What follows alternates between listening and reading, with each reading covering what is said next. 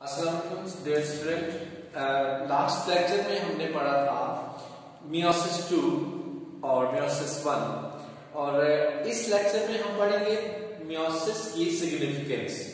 हमने ये पढ़ा था कि मियोसिस वो प्रोसेस है जिसमें एक सेल से 4 सेल्स बनते हैं, 1 सेल से 4 सेल्स बनते हैं और उन 4 सेल्स में क्रोमोसोम नंबर हाफ हो जाता है। तो इसी तरह से जो माइटोसिस का प्रोसेस है उसमें क्रोमोसोम नंबर हाफ नहीं होता।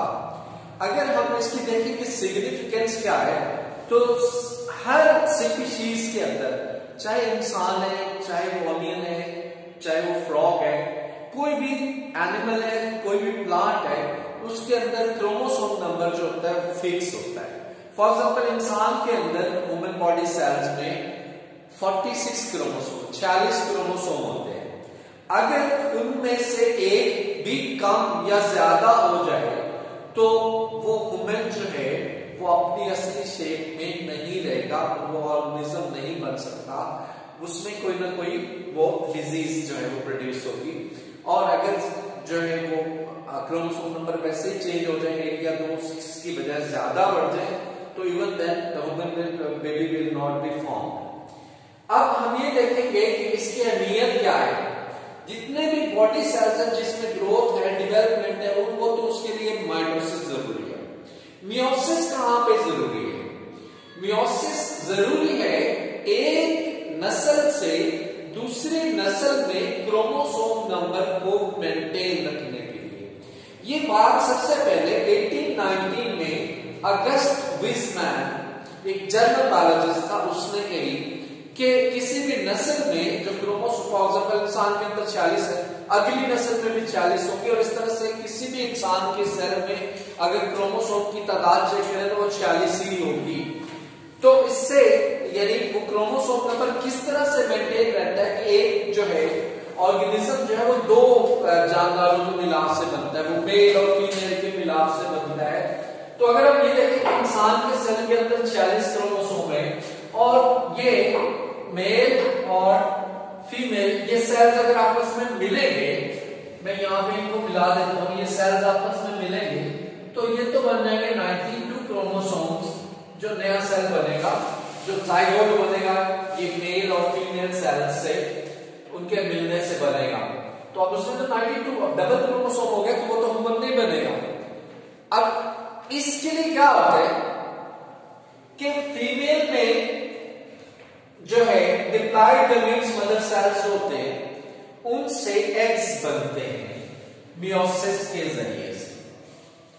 ये मियोसिस के जरिए से एग्स बनेंगे और जाहिर है मियोसिस में क्रोमोसोम नंबर हाफ हो जाता है, तो एग्स के अंदर तो क्रोमोसोम की तादाद आधी रह जाएगी, 23।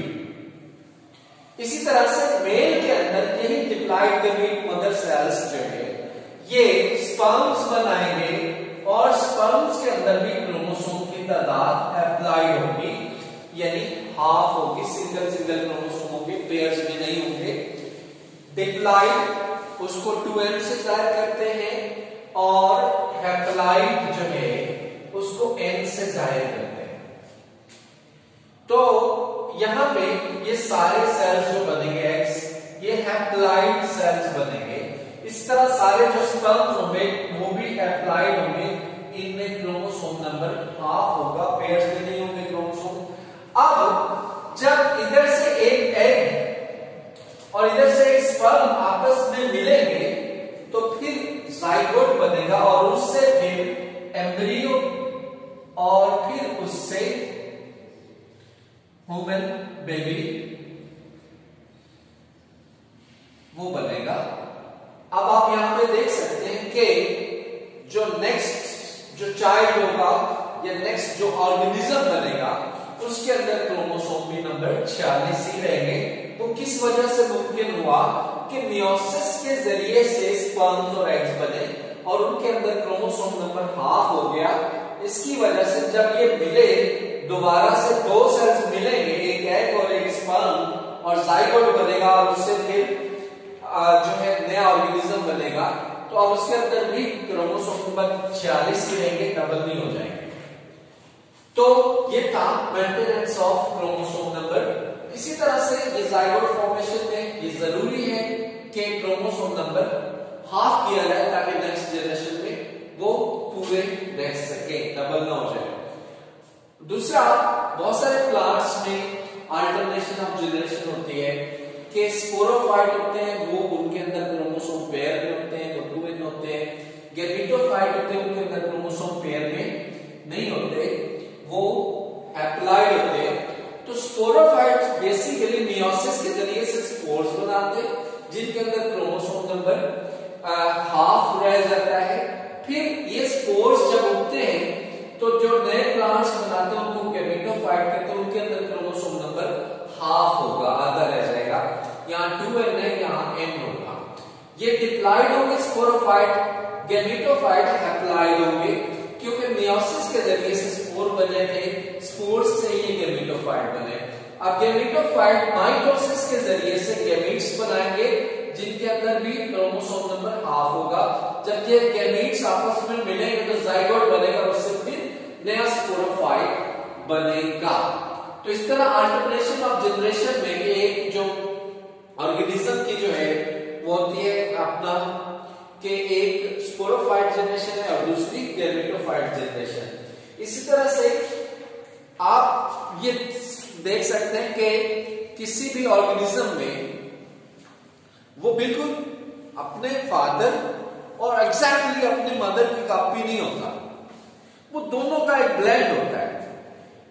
और वो बिल्कुल ब्लेंड जो है वो उससे उनसे थोड़ा वेरी भी करता है कि बिल्कुल फादर जैसा भी नहीं होता, बिल्कुल मदर जैसा भी नहीं। इसलिए कि आपने पढ़ा लास्ट लेक्चर्स में, हमने उससे पहले वाले लेक्चर्स में हमने पढ़ा था कि क्रॉसिंग ओवर होती है, मटेरियल डीएनए मटेरियल जो है वो चेंज हो जाता है क्रॉसिंग ओवर के दौरान जब गैमीट्स बनते हैं, तो उस वजह से जो है वेरिएशन आ जाती है स्पीशीज के अंदर, वो अपने नए सेल्स के अंदर। अब नए सेल्स जो बनेंगे उनके अंदर वेरिएशन आएगी। अब वो वेरिएशन वाले सेल्स आपस में एग्स और स्पर्म जब मिलेंगे तो अब जो ऑर्गेनिज्म बनेगा he will be having a different characters from parents। कुछ उसके ऐसे कैरेक्टर्स होंगे जो उस वेरिएशन की वजह से वो फादर से भी मुख्तलिफ होंगे और मदर से भी मुख्तलिफ होंगे।